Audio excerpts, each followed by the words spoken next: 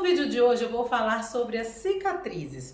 O que fazer quando a cicatriz ela já está ali mais altinha? Quais são os tratamentos? O que a gente pode melhorar na alimentação para poder ajudar? Então, se você tem interesse e tem dúvidas sobre isso, assista esse vídeo.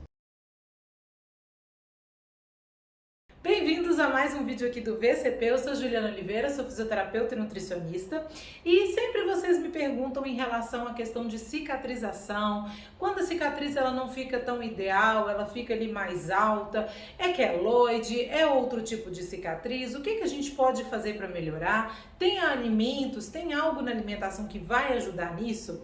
Então no vídeo de hoje eu vou falar um pouco mais sobre essa questão das cicatrizes e falar também, dar aqui algumas dicas sobre tratamentos e sobre a questão alimentar, o que ajuda nesse processo. Essa questão, por exemplo, da alimentação, da gente realmente fornecer os nutrientes que o organismo precisa, depois da cirurgia, o ideal, na verdade, é que a gente atue preventivamente, né? Antes mesmo da cirurgia, a gente já vai adequando todos os nutrientes para o processo cicatricial, mas nas primeiras semanas de pós-operatório é muito importante a gente dar para o organismo uma quantidade adequada, por exemplo, de proteínas, de carboidratos, gorduras boas, para que o processo cicatricial ele ocorra da melhor forma.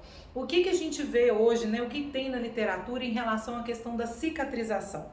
Quando nós temos, por exemplo, um processo na fase inflamatória, ela perdura por mais tempo, né? Ou ela é mais exagerada do que deveria ser, as outras fases da cicatrização também são afetadas. E isso pode fazer com que a cicatrização ela realmente não fique tão estética de como a gente gostaria. Então, por exemplo, quando a gente consome uma quantidade menor de proteínas no pós-operatório, nós temos, consequentemente, um prolongamento dessa fase inflamatória. Então, por isso que eu falo que é importante você ter um acompanhamento de um profissional no seu pós-operatório que possa calcular para você a quantidade correta de proteínas, carboidratos, gorduras que você precisa consumir, principalmente ali nas primeiras semanas de pós, porque isso é importante para que todo o processo ele ocorra da melhor forma possível.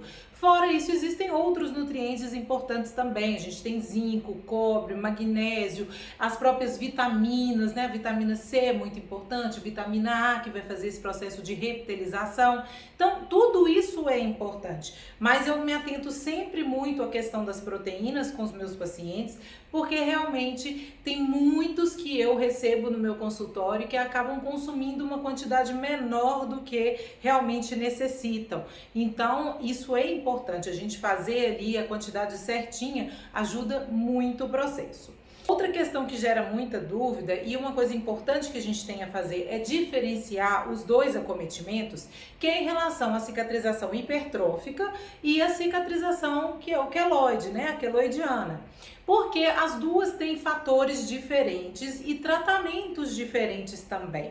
Então, sempre os pacientes perguntam: como é que eu vou tratar a minha cicatriz? A minha cicatriz tem tratamento? Então, a primeira coisa é a gente diferenciar uma da outra, porque o queloide realmente é um acometimento um pouco mais grave, existem fatores genéticos envolvidos. O tratamento muitas vezes requer uma nova intervenção cirúrgica, com tratamentos preventivos ali, para que o queloide não se forme novamente. Então, o tratamento para o queloide é diferente, por exemplo, do tratamento da cicatriz hipertrófica. No caso da cicatriz hipertrófica, nós vamos prestar muita atenção nessa questão dos fatores da alimentação que podem estar influenciando para que ela fique dessa forma, e também a questão das tensões ali na região dessa cicatriz. Então, tem áreas que são mais propensas a ter essas tensões do que outras. Por isso que é importante, por exemplo, sempre quando eu vou avaliar uma cicatriz, eu percebo se existem aderências próximas a essa cicatriz ou até mesmo um processo de fibrose próximo que pode aumentar a tensão ali naquele local. Outro fator importante são os movimentos que você pode ou não fazer no pós-operatório, porque dependendo do movimento que você faz, você vai tensionar também mais essa cicatriz, fazendo com que ela possa ficar ali, ter um excesso de deposição tecidual. Por isso que ela fica mais alta em relação à pele. Como eu falei em relação ao queloide e a cicatriz hipertrófica, para você diferenciar, uma forma simples da gente diferenciar um do outro, é que a cicatriz hipertrófica, ela respeita ali os limites da lesão. Ela fica um pouco mais alta, mas respeita ali, né, o formato da cicatriz, ela não extrapola as linhas ali da cicatriz.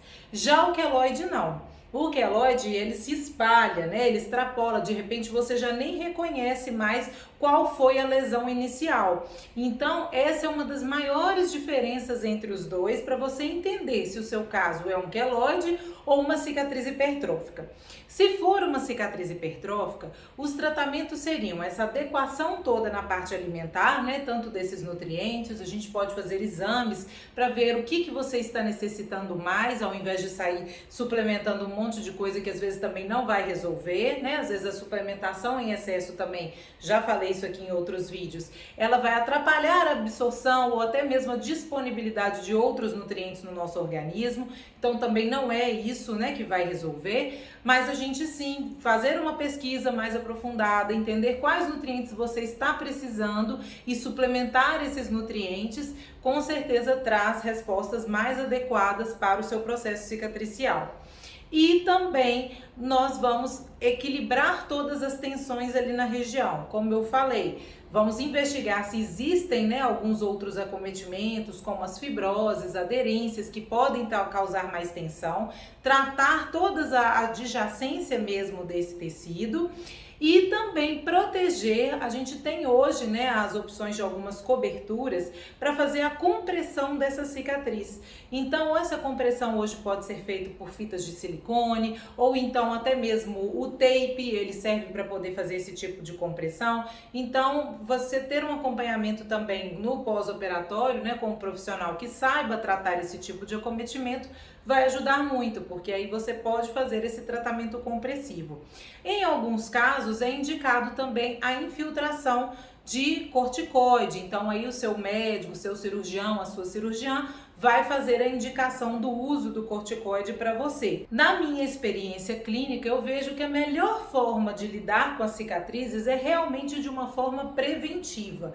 Se a gente já começa a realmente controlar esse processo de deposição cicatricial no momento em que ele está acontecendo, então muitas vezes é a coloração da cicatriz que vai mudando, a gente percebe que ela fica um pouco mais avermelhada, você começa a sentir um pouquinho de coceira na região, isso pode indicar que está havendo um processo de deposição em excesso ali na cicatriz e a gente já então entra atuando. Nós podemos usar, por exemplo, o laser, que é um fotobiomodulador. São recursos que a gente utiliza de forma até mesmo preventiva, antes que o problema já se instale, para que seja uma forma mais tranquila. Mas se você hoje já está, né, com a cicatriz alta, você pode procurar esses tratamentos que eu falei. Primeira coisa, diferenciar se é um queloide ou se é uma cicatriz hipertrófica. Se for um queloide, você realmente precisa, né, ver a necessidade ou de uma reintervenção. Então você vai consultar com o seu dermatologista ou o seu cirurgião ou cirurgiã plástica o que pode ser feito ali para realmente melhorar. Hoje existe também a beta-terapia, que é uma radioterapia realizada no local exato ali da cicatriz para poder evitar que o queloide ele se forme novamente. Então é também uma opção de tratamento. Agora, se você tem uma cicatriz hipertrófica, a cicatriz hipertrófica ela tem realmente um prognóstico, né, até mesmo uma resposta aos tratamentos melhores do que o queloide. Então, muitas vezes, simplesmente esses ajustes alimentares, essas terapias compressivas e o tratamento dos tecidos adjacentes pode fazer com que ela evolua e ela fique uma cicatriz discreta novamente. Então, diferenciar os dois acometimentos e buscar um tratamento específico vai ajudar bastante, certo? Eu espero que eu tenha ajudado com as informações desse vídeo. Se ficou aí alguma dúvida, deixa aqui no comentário e também me diga o que você gostaria que eu trouxesse aqui para o canal, né, ou temas para próximos vídeos, para que eu possa ir direcionando, né, o assunto para o que vocês têm mais interesse, tá bem? Um beijo, até o próximo, tchau!